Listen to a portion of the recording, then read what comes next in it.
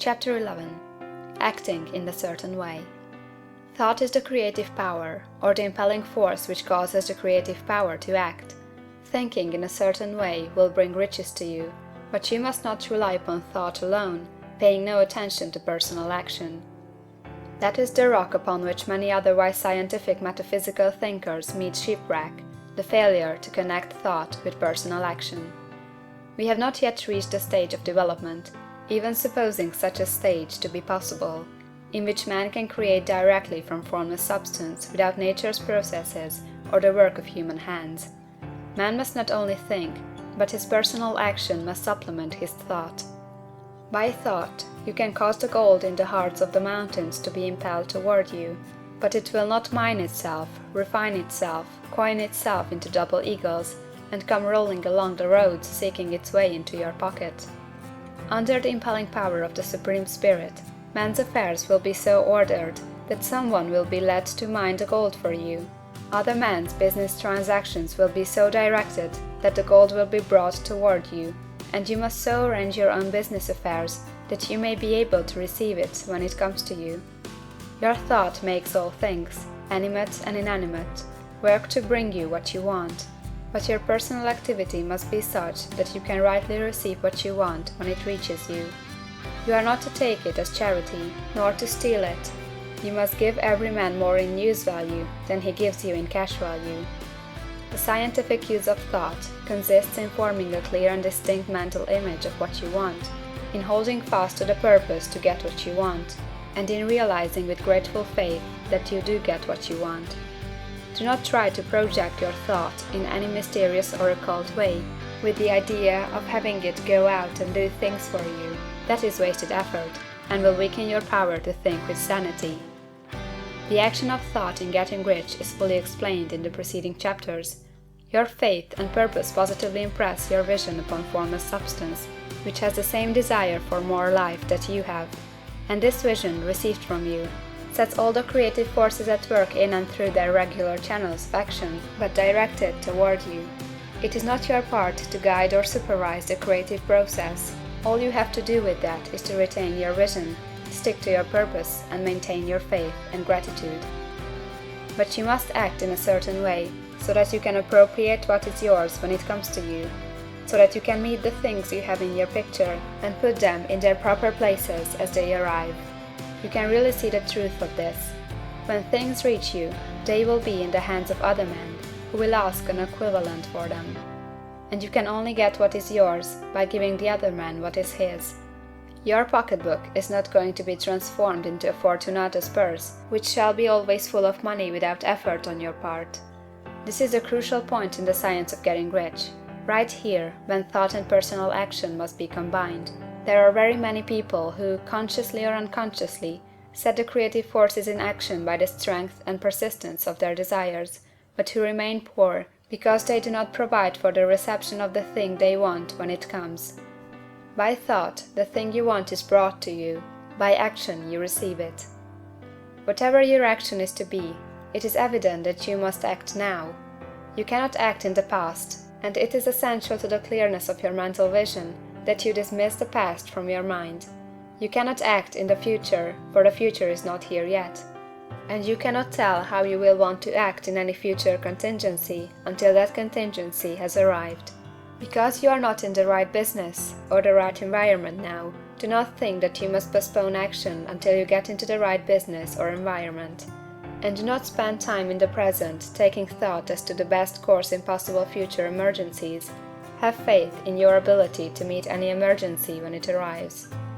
If you act in the present with your mind on the future, your present action will be with a divided mind and will not be effective. Put your whole mind into present action. Do not give your creative impulse to original substance, and then sit down and wait for results. If you do, you will never get them. Act now. There is never any time but now, and there never will be any time but now. If you are ever to begin to make ready for the reception of what you want, you must begin now. And your action, whatever it is, must most likely be in your present business or employment, and must be upon the persons and things in your present environment. You cannot act where you are not. You cannot act where you have been. and you cannot act where you are going to be. You can act only where you are. Do not bother as to whether yesterday's work was well done or ill done. Do today's work well. Do not try to do tomorrow's work now. There will be plenty of time to do that when you get to it. Do not try, by occult or mystical means, to act on people or things that are out of your reach. Do not wait for a change of environment before you act. Get a change of environment by action. You can so act upon the environment in which you are now as to cause yourself to be transferred to a better environment. Hold with faith and purpose the vision of yourself in the better environment, but act upon your present environment with all your heart, and with all your strength, and with all your mind. Do not spend any time in daydreaming or castle building. Hold to the one vision of what you want, and act now. Do not cast about seeking some new thing to do, or some strange, unusual, or remarkable action to perform as a first step toward getting rich. It is probable that your actions, at least for some time to come, will be those you have been performing for some time past. But you are to begin now to perform these actions in a certain way, which will surely make you rich. If you are engaged in some business, and feel that it is not the right one for you, do not wait until you get into the right business before you begin to act. Do not feel discouraged, or sit down and lament because you are misplaced. No man was ever so misplaced but that he could not find the right place, and no man ever became so involved in the wrong business but that he could get into the right business. Hold the vision of yourself in the right business, with the purpose to get into it, and the faith that you will get into it, and are getting into it. But act in your present business. Use your present business as the means of getting a better one, and use your present environment as the means of getting into a better one. Your vision of the right business, if held with faith and purpose, will cause the Supreme to move the right business toward you, and your action, if performed in the certain way, will cause you to move toward the business. If you are an employee or wage earner, and feel that you must change places in order to get what you want, do not project your thought into space and rely upon it to get you another job. It will probably fail to do so. Hold the vision of yourself in the job you want, while you act with faith and purpose on the job you have, and you will certainly get the job you want.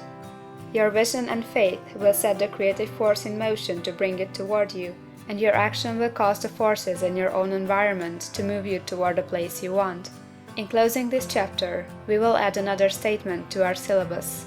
There is a thinking stuff from which all things are made, and which, in its original state, permeates, penetrates, and fills the interspaces of the universe. A thought, in this substance, produces the thing that is imaged by the thought. Man can form things in his thought, and, by impressing his thought upon formless substance, can cause the thing he thinks about to be created. In order to do this, man must pass from the competitive to the creative mind. He must form a clear mental picture of the thing he wants, and hold this picture in his thoughts, with the fixed purpose to get what he wants, and the unwavering faith that he does get what he wants, closing his mind to all that may tend to shake his purpose, dim his vision, or quench his faith. That he may receive what he wants when it comes, man must act now upon the people and things in his present environment. End of chapter 11.